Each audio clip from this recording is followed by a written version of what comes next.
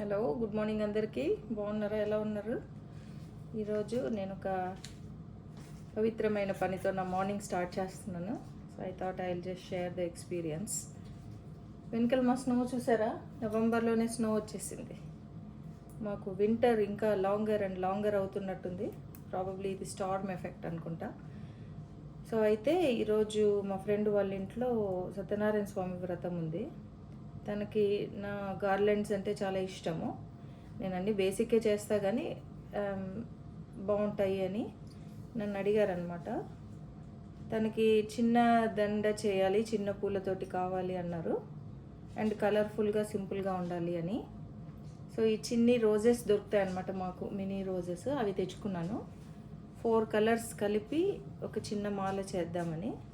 So రోజెస్తో కాకుండా rose పెటల్స్తో చేద్దాం అనుకున్నాను. సో ఇలా చేస్తున్నాను. పెటల్స్ అన్నీ కలర్స్ ఒక ప్యాటర్న్ సెట్ చేసుకుని మధ్య మధ్యలో చేమంతి పూలు ఆకులు ఉంటాయి కదా, చేమంతి ఆకులు, అవి వేస్తున్నాను. ఎందుకంటే గ్రీన్ కొంచెం షార్ప్గా కలర్ మంచిగా కాంట్రాస్ట్ కనిపిస్తుందని.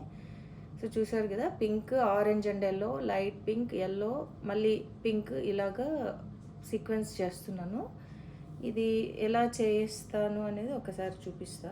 ఫస్ట్ ఫ్లవర్ని ఇలా కింద చిన్నగా ఈ పెటల్ని లూజ్ చేసేసుకుని వీలైనంత టిప్స్ వచ్చేటట్టు తీసుకోవాలి.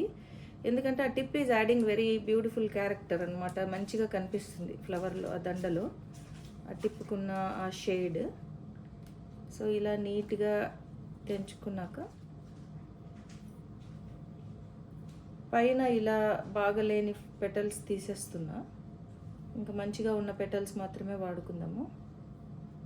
నేను ఈ చిన్న ఆరెంజ్ పెట్టుకుంటున్నా బేస్కి, ఎందుకంటే ఫ్లవర్ పెటల్ని దాన్ని మేనేజ్ చేయాలంటే కష్టం కాబట్టి. ఇలాగా ఫ్లవర్ టిప్కు ఎల్లో ఎంత బ్యూటిఫుల్గా ఉంది కదా, దీన్ని హైలైట్ చేయడానికి దీన్ని ఇలా ఫోల్డ్ చేసి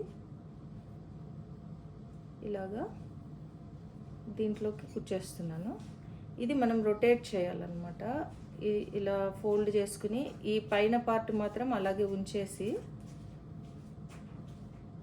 ఇలా రౌండ్గా రొటేట్ చేసుకుంటూ రావాలి ఆ టిప్ కనిపించేకి. ఇంతే, ఇలా రొటేట్ చేసుకుంటూ ఒక్కొక్క కలర్ అయిపోయిన తర్వాత చేమంతి ఆకు కూర్చుతున్నాను. ఇప్పటి వరకు అయితే చాలా అందంగా వస్తుంది. ఇది పూర్తిగా అయిన తర్వాత మళ్ళీ చూపిస్తా. I hope you got the concept. ఇది ఇలా పట్టుకుని ఈ టిప్ మాత్రం అలాగే కనిపించేటట్టు సైడ్స్ ఇలా ట్విస్ట్ చేయాలి. ఇలా జస్ట్ కొంచెం అలా నొక్కుని దీంట్లో కుచ్చేసుకుంటున్నాము.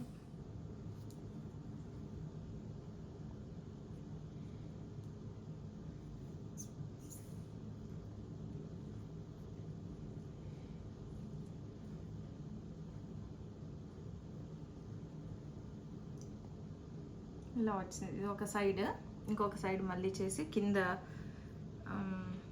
హారానికి కింద ఉంటాయి కదా వేలాడేటివి, అవి కూడా చేద్దామని చూస్తున్నా. ఇంకా ఐడియా లేదు ఎలా చేయాలో, but as I go I will do it.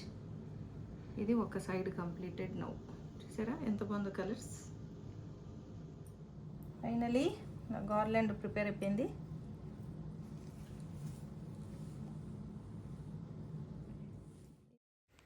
So this is the final look of the మాల. ఎంత అందంగా ఉంది కదా దేవుడి మీద. I felt so grateful for this opportunity. ఇప్పుడు ఇంకొక రకం మాలని చూపిస్తాను. రోజెస్ వాడుకుని చేస్తున్నాను. వీటికి మధ్యలో బేబీ బ్రెత్ అని ఫ్లవర్స్ దొరుకుతాయి కదా, ఇది బుజ్జి బుజ్జి పూలు. వీటిని మధ్యలో జస్ట్ యాడ్ ద క్యారెక్టర్, అందంగా ఇలా సైడ్కి కనిపించేటట్టు పెడుతున్నా. సింపుల్గా దీన్ని సూతోటిలా కుచ్చేసుకుంటూ మధ్యలో దీన్ని కూడా కుచ్చేస్తే చాలా బాగుంటుంది. సో ఈ బేబీస్ బ్రెత్ ఫ్లవర్స్ని ఇలాగ 2 సైడ్స్కి ఒకదాన్ని ఒకటి ఇలా పెట్టుకుని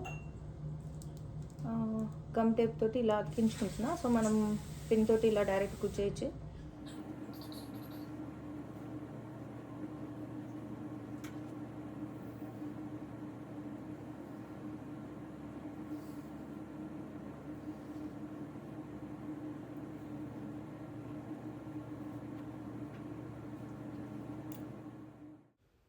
ఇది ఫైనల్ లుక్. ఎంత అందంగా బ్యూటిఫుల్గా వచ్చింది కదా. దేవుడి మీద వేస్తే ఇలా ఉంది.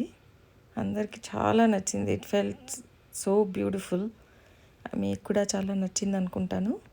మీకు ఈ రెండిట్లో ఏ మాల నచ్చింది please comment. Thank you for watching.